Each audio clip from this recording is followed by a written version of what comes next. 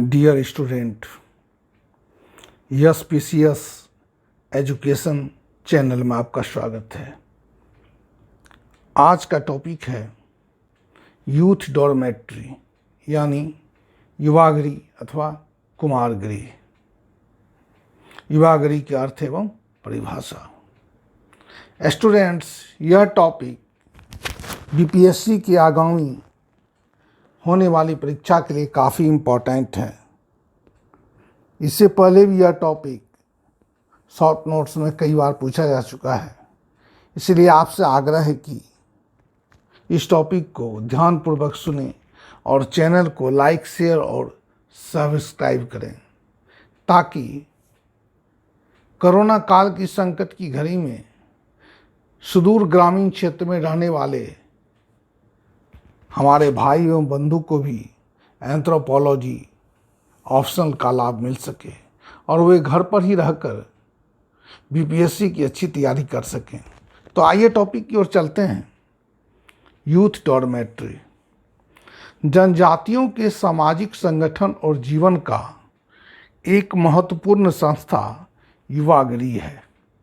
भारत के लगभग सभी जनजातियों में युवागृह जैसी संस्था का अस्तित्व पाया जाता है और विभिन्न जनजातीय समाज में इसे विभिन्न नामों से पुकारा जाता है। इस प्रकार से भारतीय जनजातीय समाज में युवागृह जनजातीय संस्कृति की एक अनुपम विशेषता है, जिसमें लड़का अथवा लड़की को एक निश्चित आयु के पश्चात अपने माँ बाप के घर से बाहर एक सामान्य स्थान पर सोने के लिए जाना पड़ता है। इसी सामान्य स्थान को युवागृह अथवा कुमारगृह के नाम से जाना जाता है। सामान्य रूप से कहा जा सकता है कि जनजातीय समाज में युवागृह अविवाहित लड़के तथा लड़कियों का ऐसा संगठन है जो उन्हें समाज की संस्कृति से अवगत कराकर यौनिक प्रशिक्षण प्रदान करता है। अतः कहा जा सकता है कि युवागृह जनजातीय समाज की सामाजिक सांस्कृतिक संस्था है। युवागृह की संरचना। भारतीय जनजातीय समाज में युवागृह एक ऐच्छिक संस्था नहीं है, बल्कि यह उसके परंपरागत सामाजिक सांस्कृतिक व्यवस्था का एक अभिन्न अंग है, जिसमें एक खास उम्र के पश्चात लड़का तथा लड़की को युवागृह की सदस्यता अनिवार्य होती है और विवाह होने तक इसकी सदस्यता बनी रहती है।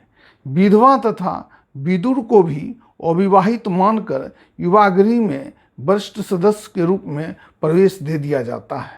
युवागृह में प्रवेश हेतु उम्र से संबंधित योग्यता भिन्न भिन्न जनजातीय समाजों में अलग अलग होती है, परंतु कुछ जनजातियों में 4 से 5 वर्ष की आयु के पश्चात ही प्रवेश लेना आवश्यक होता है और जनजाति में 5 वर्ष की आयु पूरा होने पर युवागृह की सदस्यता लेना आवश्यक होता है। मौर्य जनजाति में 14 वर्ष की आयु पूरी होने पर युवागृह की सदस्यता प्राप्त होती है, जबकि कोन्याक नागा में युवागृह की सदस्यता से पूर्व एक अच्छा समारोह अथवा अनुष्ठान का भी आयोजन किया जाता है, जो इस बात का प्रमाण है कि जनजातियों में युवागृह का कितना अधिक महत्व है। नंबर 1, भारतीय जनजातीय समाज में मुख्यतः 2 प्रकार के युवागृह का प्रचलन पाया जाता है। एक लिंगीय युवागृह मोनोसेक्सुअल तथा द्विलिंगीय युवागृह यानी बायसेक्सुअल। एक लिंगीय युवागृह में लड़के तथा लड़की के लिए अलग अलग युवागृह का प्रचलन पाया जाता है, जबकि द्विलिंगीय युवागृह में लड़का तथा लड़की दोनों के लिए संयुक्त रूप से एक ही युवागृह पाया जाता है। भारत के लगभग सभी जनजातियों में एक लिंगीय तथा द्विलिंगीय युवागृह पाए जाते हैं और विभिन्न जनजातीय समाजों में इसे विभिन्न नामों से पुकारा जाता है। उदाहरण स्वरूप ओरांव जनजाति में धूमकुरिया के नाम से जाना जाता है, मुंडा में गिती ओरा नाम से जाना जाता है, हो जनजाति में भी गिती ओरा नाम से जाना जाता है, मुरिया गोंड में घोटुल कहा जाता है, भोटिया जनजाति में रंगभंग कहा जाता है, कोन्याक नागा में लड़का के लिए मोरंग तथा लड़की के लिए यो नाम से जाना जाता है। मेमी नागा में लड़का के लिए इखू यची और लड़की के लिए इखो यची नाम से जाना जाता है। युवागृह सामान्यतः एक विशेष रूप से बना हुआ मकान होता है जिसका निर्माण प्रायः गांव के बाहर सीमा पर अथवा खेतों के बीच अथवा जंगल के समीप होता है। साथ ही इसके निर्माण में यह विशेष रूप से ध्यान रखा जाता है कि वह गांव अथवा बस्ती से कुछ दूरी पर हो। परंतु ओरांव जनजाति का युवागृह धुमकुरिया गांव के ठीक मध्य में स्थित होता है, जो सामान्य तथा मामूली किस्म का होता है। इसके विपरीत कोन्याक नागा का युवागृह मोरंग काफ़ी साज सज्जापूर्ण वाला होता है।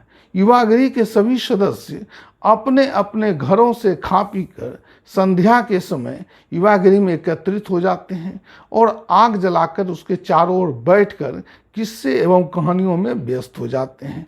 यानी पूरा माहौल मिला जुला कर रंगीन एवं मस्ती भरा रहता है। और इस प्रकार से कार्यक्रम के समाप्त हो जाने पर वहीं युवागृह में ही वे सो जाते हैं और प्रातः पुनः अपने अपने घरों में लौट आते हैं। वास्तव में युवागृह का वातावरण और उद्देश्य होता है खेल कूद तथा आमोद प्रमोद के बीच सामूहिक जीवन के बारे में शिक्षा प्राप्त करना।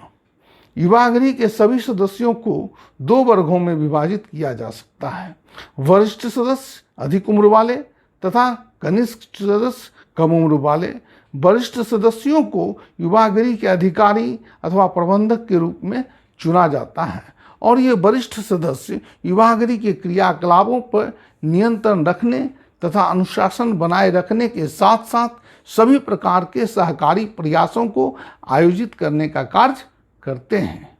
इन अधिकारियों का चुनाव भी लोकतांत्रिक तरीके से होता है, जबकि युवागृह के कनिष्ठ सदस्य अधिक उम्र वाले सदस्यों के सामूहिक जीवन से संबंधित अनेक कार्यों तथा कर्तव्यों के संबंध में सामान्य शिक्षा एवं ज्ञान को ग्रहण करते हैं। युवागृह के सदस्यों के लिए युवागृह के कुछ नियमों का पालन करना अनिवार्य होता है।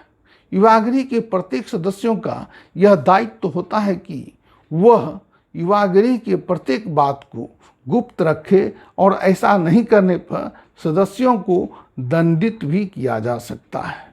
नंबर 3, युवागृह में यौन पक्ष का अत्यंत ही महत्वपूर्ण स्थान होता है, क्योंकि अधिक उम्र की लड़कियां प्रायः अपने से छोटे उम्र के लड़कों को यौन संबंधी शिक्षा देती है और यहीं से वे अपने विवाह साथी का चुनाव भी करते हैं। इसलिए शायद ही युवागृह में प्रत्येक बात को गुप्त रखना अनिवार्य होता है। धन्यवाद।